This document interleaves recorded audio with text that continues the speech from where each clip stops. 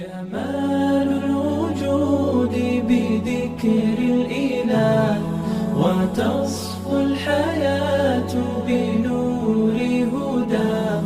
جمال الوجود بذكر الإله وتصفو الحياة. رمضان يدنو يا سعادة خافقين، يدنو لنا الإيمان والقرآن.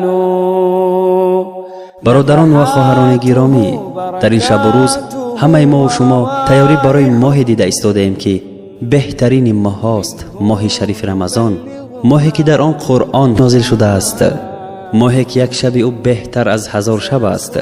پیامبر صلی الله علیه و سلم یاران خود را برای آمدن رمضان مژده داده می گفت: جاءکم شهر رمضان، ماه شریف رمضان برایتان آمد. این ماه ماه مبارک، ماه پرهیزکاری، ماه توبه است. الله تعالی این ماه مبارک را خودش نامگذاری کرده فرمود: شهر رمضان الذي انزل فيه القرآن هدى للناس. ماه رمضان ماهی است که در وی قرآن همچون راهنما برای مردمان و سخنانی روشن از هدایت و جدا کننده حق و باطل فرود آورده شد.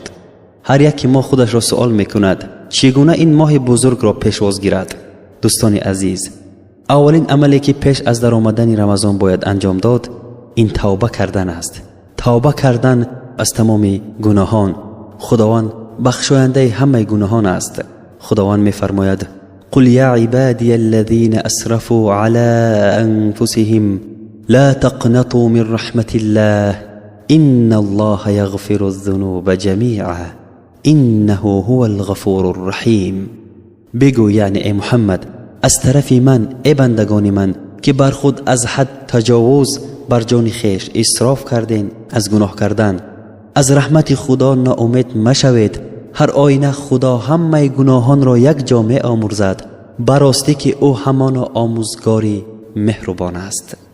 در این ماه باید کوشش کنیم که پرهیزکار با تقوا شویم، چون که یکی از سببهای فرض گردانیدن این ماه بزرگ همین است: یا ایها الذین آمنوا کتب علیکم الصیام کما کتب علی الذین من قبلکم لعلکم تتقون.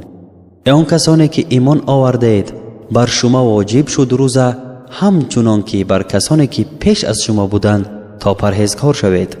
برادران و خواهران عزیزم، باید که روزه گرفتن و نماز خواندن در این ماه مبارک خالصانه برای الله باشد، نه برای مردم، تا اینکه این ثواب بزرگ را بهره مند شویم.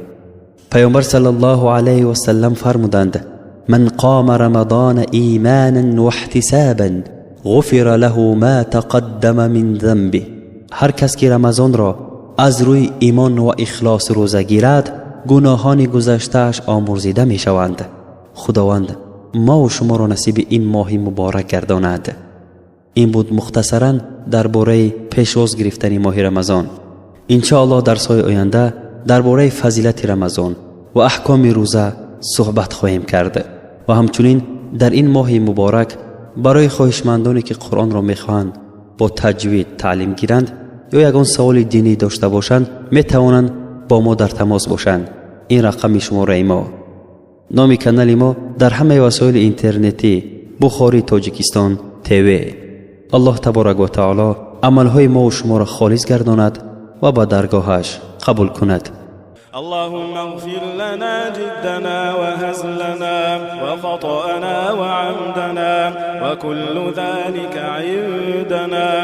اللهم اجعلنا لك ذكارين لك شكارين لك رهابين لك مطواعين لك مخبتين إليك أواهين منيبين اللهم تقبل توبتنا واغسل حوبتنا وأجب دعوتنا وسدد ألسنتنا واسلل سخيمة صدورنا وانزع الغل والحقد والحسد من قلوبنا. عصيناك فأمهلتنا وأطعناك فشكرتنا وإن عدنا إليك قبلتنا. رب كريم رب شكور رب غفور. رب ما